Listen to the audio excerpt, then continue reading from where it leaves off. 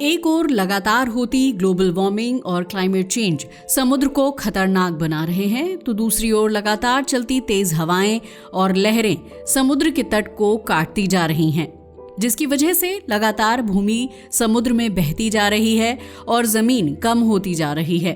हालात इतने खराब हो गए हैं कि इंसानी बस्तियां खुद ही समुद्र के किनारे आती जा रही हैं। मगर सवाल ये है कि आखिर इसे रोका कैसे जाए, आखिर इसका समाधान कहां से ढूंढा जाए। हालांकि ऐसा नहीं है कि इनका समाधान नहीं ढूंढा जा रहा, इनके लिए लगातार कोशिश हो रही है। एक और साइंटिस्ट अपनी लैब में बैठकर करोड़ों डॉलर खर्च करने वाले प्रोजेक्ट बना रहे थे, तो दूसरी ओर कुछ लोगों ने एक अलग ही कहानी को सामने लाकर रख दिया और साबित कर दिया कि कभी कभी प्रकृति के कहर को करोड़ों डॉलर के प्रोजेक्ट से ही नहीं, बल्कि कुछ प्राकृतिक और बिना इस्तेमाल के समझे जाने वाली चीजों से भी रोका जा सकता है। सवाल यह है कि आखिर ऐसा कौन सा है वो वेस्ट प्राकृतिक पदार्थ जिससे तटों को बचाया जा सकता है। वैसे अगर हम आपसे कहें कि समुद्र के तटों को करोड़ों डॉलर खर्च करके बनने वाले प्रोजेक्ट से नहीं, बल्कि क्रिसमस के बाद वेस्ट समझे जाने वाले क्रिसमस ट्री से बचाया जा सकता है, तो क्या आपको यकीन होगा? नहीं, ये कोई फिल्मी कहानी नहीं बल्कि हकीकत है। जी हाँ, आपने सही सुना। मगर हमें पता है कि अब आप सोच रहे होंगे कि आखिर ऐसा कैसे हो सकता है। वो समझने के लिए आपको हमारी वीडियो को एंड तक देखना होगा। ये कहानी है उन क्रिसमस ट्री की जिन्हें क्रिसमस डे पर सजाने के बाद यूं ही फेंक दिया जाता है, लेकिन असल में ये समुद्र के किनारों को बचा सकते हैं, क्योंकि इन पेड़ों का स्ट्रक्चर ही ऐसा होता है। इसे हम टेक्सास के एग्जाम्पल से समझते हैं। टेक्सास की बात की जाए तो ये तट कटाव से बुरी तरह प्रभावित स्टेट है। यहाँ तेल निकालने की वजह से जमीन टूट रही है और समुद्र किनारा तेजी से कट रहा है, जो एक बड़ी समस्या बन गया है। टेक्सास में ये एक जटिल प्रक्रिया है जो समुद्र के पास के पर्यावरण और पूरे राज्य की अर्थव्यवस्था पर बड़ा असर डालती है। अगर कारणों की बात की जाए तो इस कटाव के बहुत सारे कारण हैं, जैसे कि लगातार तेजी से उठती लहरें, ज्वार भाटा और धाराओं का असर। दरअसल लगातार ज्वार भाटा गाद को बहा ले जाता है, जिसकी वजह से तटरेखा का आकार लगातार बदलता रहता है। लेकिन सबसे ज्यादा विनाश पैदा करते हैं तूफान और हरिकेन, और टेक्सास तट को तो तूफान और हरिकेन के लिए जाना ही जाता है। एक ही दिन में ये शक्तिशाली हरिकेन और तूफानी लहरें इतने तट को मिटा देती हैं जिसे बनाने में सालों लग जाते हैं। लेकिन केवल प्राकृतिक घटनाएं ही नहीं, बल्कि मनुष्य के कारण भी ये नुकसान आसान हो रहा है। जी हाँ, इंसानी गतिविधियों ने भी इसे नुकसान पहुंचाया है। दरअसल सामान्य परिस्थितियों में कोई भी नदी जब डेल्टा बनाती है तो अपने साथ बहुत सारी गाद और मिट्टी लेकर आती है, जिससे धीरे धीरे साल दर साल तट का निर्माण होता है। लेकिन लोगों ने बांध बनाकर इस प्रक्रिया को रोक दिया। इंसान साइंस एंड टेक्नोलॉजी के दम पर नदी के प्रवाह को रोकना चाहता है और इसके लिए वो बनाता है बांध यानी डैम। टेक्सास भी इसका अपवाद नहीं है। इनफैक्ट पूरे अमेरिका में सबसे ज्यादा बांध टेक्सास में ही है, जिसका अंदाजा आप इस बात से लगा सकते हैं कि यहाँ पर 7,200 से ज्यादा बांध बने हुए हैं, जिनमें ट्रिनिटी और ब्राजोस जैसी प्रमुख नदियों पर बने बांध भी शामिल हैं। ये तो आप भी जानते हैं कि बांध नदी के प्रवाह को रोकते हैं और समुद्र तक पहुंचने वाली गाद की मात्रा को भी कम कर देते हैं, जिसकी वजह से तटरेखा के बनने के लिए जो जरूरी निर्माण सामग्री होती है वो मिलनी बंद हो जाती है। और जब निर्माण सामग्री ही नहीं होगी तो नया तट बनकर तैयार कैसे होगा, जिसकी वजह से खाड़ी का पानी और लहरें सीधे किनारे पर प्रहार करने लगती हैं और भूमि का नुकसान शुरू हो जाता है। इनफैक्ट अगर टेक्सास जनरल लैंड ऑफिस की माने तो राज्य की लगभग 64% तटरेखा कटाव से प्रभावित हो चुकी है। ये प्रभाव इतना ज्यादा है कि हर साल लगभग 6 फीट भूमि खत्म होती जा रही है। ये केवल एवरेज है। हालांकि ये सच है कि कुछ पतले हिस्सों में तो ये उतना गंभीर नहीं है, जबकि कुछ जगहों पर ये सालाना 29 फीट तक भूमि को खो देता है। जी हाँ, आप खुद सोच कर देखिए, हर साल 29 फीट भूमि का समुद्र में मिल जाना बहुत बड़ा नुकसान है। लेकिन अब तो हालात और भी ज्यादा बुरे होने वाले हैं। जैसे कि मटागार्डा की बात की जाए तो ये 38 मील लंबा एक बैरियर आइलैंड है। ये टेक्सास तट को समुद्र से बचाने वाली ढाल की तरह काम करता था, लेकिन अब इसकी हालत बहुत खराब होती जा रही है, क्योंकि लहरें पूरी ताकत से इससे टकराती हैं और लगातार तेज हवाएं और तूफानी लहरें इसकी रेत को काट लेती हैं। जिसका अंदाजा आप इस बात से लगा सकते हैं कि पिछले कुछ साल से यहाँ तट रेखा 40 फीट प्रति वर्ष तक पीछे हट रही है। यही नहीं, गैल्वेस्टन द्वीप का हाल भी कुछ ऐसा ही है। वैसे अगर गैल्वेस्टन आइलैंड की बात की जाए तो ये भी एक बैरियर आइलैंड है, मगर ये भी तूफानों का सामना करते करते थक चुका है। 2024 में तो इसका एक हिस्सा हरिकेन बैरल के बाद पूरी तरह बदल गया। तूफान यहाँ बार बार आते हैं। यही वजह है कि टेक्सास बार बार अपनी भूमि को खोता जा रहा है। इससे केवल भूमि का नुकसान ही नहीं हो रहा, बल्कि आर्थिक नुकसान भी बहुत भारी हो रहा है, जिसका अंदाजा इस बात से लगा सकते हैं कि तटीय संपत्तियों का वार्षिक नुकसान सैकड़ों मिलियन डॉलर तक पहुंच चुका है, जिससे सड़कें टूट जाती हैं, उपयोगिता सेवाएं खराब हो जाती हैं, बंदरगाहों का काम रुक जाता है और तो और पर्यटक भी घट जाते हैं। इसे रेस्टोरेंट, होटल और मनोरंजन वाली जगहों को भी किनारे से हटकर अंदर की तरफ जाना पड़ता है या फिर उन्हें बंद ही कर देना पड़ता है। इतना ही नहीं, तट कटाव से दलदली क्षेत्र यानी वेटलैंड्स भी गायब होते जा रहे हैं, जिससे पक्षियों और दूसरे वन्य जीवों का निवास भी घट रहा है, क्योंकि ये दलदली क्षेत्र उनके लिए प्राकृतिक ढाल का काम करते थे, जो समुद्री लहरों से इंसानी बस्ती और प्रकृति दोनों को बचाते थे। लेकिन इनके खत्म होने की वजह से पौधे भी मर रहे हैं और जमीन भी खत्म होती जा रही है।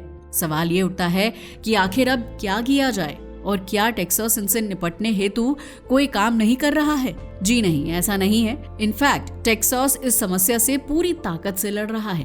कृत्रिम उपाय अपनाए जा रहे हैं, जैसे कि बैक वाटर दीवार बनाना, लेकिन ये सब कुछ अस्थायी है। अस्थायी होने के साथ साथ बहुत महंगा भी है और लगातार मेंटेनेंस भी मांगते हैं, जिसकी वजह से हर साल लाखों डॉलर खर्च होते हैं, मगर समस्या अगले इलाके में बढ़ जाती है। इतना ही नहीं, ये उपाय प्राकृतिक सुंदरता को भी बिगाड़ देते हैं। तो अब हमारे पास दो ऑप्शन हैं, या तो और पैसा खर्च करके बड़े बड़े प्रोजेक्ट बनाए जाएं, और फिर सामने आया एक सबसे अच्छा उपाय जो सस्ता होने के साथ साथ पर्यावरण हितैषी भी है, जिसका नाम है क्रिसमस ट्री। जी हाँ, वही पेड़ जो क्रिसमस डे के बाद कूड़े में चले जाते हैं, लेकिन असली क्रिसमस ट्री धीरे धीरे सड़ते हैं, और अगर उनका सही उपयोग हो तो ये तटीय कटाव से लड़ने में भी मददगार बन सकते हैं। हमें पता है कि अब आप सोच रहे होंगे कि आखिर कैसे। ये जानने से पहले आपको समझना होगा कि रेत का टीला आखिर बनता कैसे है। रेत के टीले बनने के लिए बहुत सारी रेत, तेज हवा और किसी अवरोध की जरूरत होती है। ये अवरोध कुछ भी हो सकता है, जैसे पत्थर, शाखा या झाड़ी। जब हवा रेत को उड़ाती है तो ये किसी अवरोध से टकराती है और अवरोध के पास ही रेत जमा होने लगती है। धीरे धीरे एक छोटा टीला बन जाता है और फिर ये बड़ा होता जाता है। ये टीले तट को कटाव से बचाते हैं। लेकिन अगर प्राकृतिक अवरोध ही नहीं होंगे तो फिर ये टीले बन ही नहीं पाएंगे। तो क्यों ना क्रिसमस ट्री एक अवरोध की भूमिका निभाएं? इसके लिए क्रिसमस ट्री को तट पर लिटा देना होगा। रेत इसके आसपास जमा होने लगेगी और धीरे धीरे ये एक टीला बन जाएगा। आगे चलकर इसमें पौधे भी लगाए जा सकते हैं, जिनकी जड़ें रेत को पकड़कर टीले को और मजबूत बना देंगी।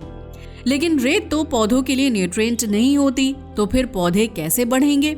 यहीं पर क्रिसमस ट्री मदद करता है। दरअसल असली पेड़ जब सड़ता है तो नाइट्रोजन, फास्फोरस, पोटेशियम जैसे पोषक तत्व छोड़ता है, जो पौधों की वृद्धि के लिए आवश्यक होते हैं। साथ ही ये ह्यूमस भी बनाता है, जो नमी को सोखकर धीरे धीरे पौधों को उपलब्ध करवाता है। इस तरह क्रिसमस ट्री केवल अवरोध नहीं बनाता, बल्कि बाद में मिट्टी को उपजाऊ बनाकर पारिस्थितिक तंत्र को भी पुनर्जीवित कर देता है। ये पेड़ कुछ महीनों के बाद ही हवा और ज्वार को रोककर इतनी रेत जमा कर देते हैं कि पेड़ पूरी तरह से दब जाते हैं और टीले आकार लेने लगते हैं। इसके बाद जब पौधारोपण का चरण आता है तो फिर ये टीले स्थायी रूप से बन जाते हैं। ध्यान देने वाली बात है कि कटाव को रोकने के लिए क्रिसमस ट्री का इस्तेमाल आज से नहीं हो रहा है, बल्कि 1980 के दशक में ही शुरू हो चुका था। दरअसल टेक्सास के छोटे से शहर सर्फसाइड बीच में एक संगठन के स्वयंसेवकों ने देखा कि सर्दियों की छुट्टियों के बाद हजारों पेड़ लैंडफिल में फेंके जा रहे हैं, जबकि तूफान और लहरों से तट लगातार कट रहे हैं।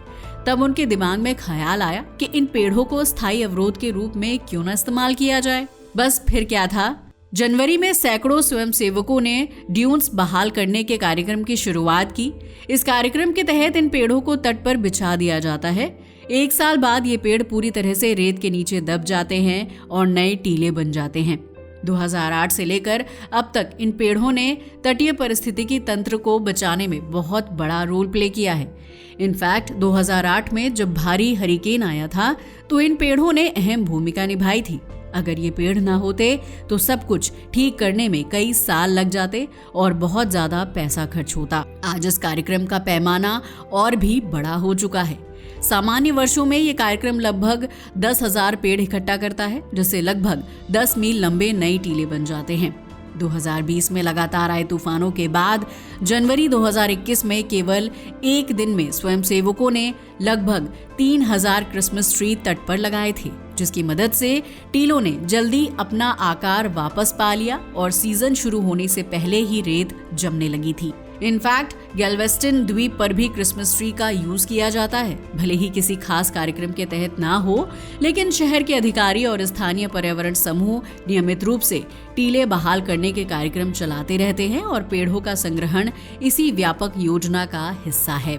इसके अलावा सी टर्टल इंक नाम का एक संगठन भी अहम भूमिका निभा रहा है। ये संगठन केवल कटाव रोकने के लिए नहीं, बल्कि समुद्री कछुओं की रक्षा के लिए भी पेड़ों का उपयोग करता है, खासकर कैंपस रिडले सी टर्टल के लिए, जो सबसे दुर्लभ और संकटग्रस्त प्रजातियों में से एक है। 1970 के दशक में इन कछुओं की संख्या बहुत कम हो गई थी, क्योंकि लोग उनके अंडे ज्यादा ले लेते थे और रेत के टीले नष्ट हो रहे थे। रेत के टीले इनके अंडे देने की सुरक्षित जगह होती है। अगर टीले ना हो तो कछुए खुले में अंडे देंगे, जिन्हें शिकारी और इंसान आसानी से खराब कर सकते हैं। इसलिए टीलों का बचना बहुत जरूरी है। हमें पता है, अब आप सोच रहे होंगे कि क्या केवल ये पेड़ और टीले ही काफी हैं? जी नहीं, 1900 के भयानक तूफान के बाद यहाँ पर एक विशाल सी वॉल भी बनाई गई थी और अब प्लान है इसे और भी बड़ा करने का। गैल्वेस्टन का सी वॉल 1900 हरिकेन के बाद बनाया गया था, जिसका नाम है आइक डाइक। एक ऐसा प्रोजेक्ट जो 70 मील लंबा होगा, जिसमें विशाल गेट और बैक वाटर बैरियर शामिल होंगे। ऐसा माना जाता है कि ये 120 साल में आने वाले सबसे बड़े तूफान को भी झेल सकता है। आइक डाइक प्रोजेक्ट एक मैसिव कोस्टल बैरियर प्रोजेक्ट है, जिसकी कीमत कई अरब डॉलर और कंप्लीशन 2100 के आसपास माना जाता है। तो आप खुद सोचिए, एक तरफ है पुराने सूखे क्रिसमस ट्री और दूसरी तरफ है अरबों डॉलर का ये मेगा प्रोजेक्ट। आखिर कौन ज्यादा ताकतवर है, इंसान की इंजीनियरिंग या प्रकृति के साथ मिलकर लड़ी गई लड़ाई? हमें कमेंट करके बताना ना भूलिएगा। आज के लिए बस इतना ही। वीडियो अच्छा लगा हो तो इसे लाइक और शेयर करें और हमारे चैनल को भी सब्सक्राइब करें। जय हिंद दोस्तों।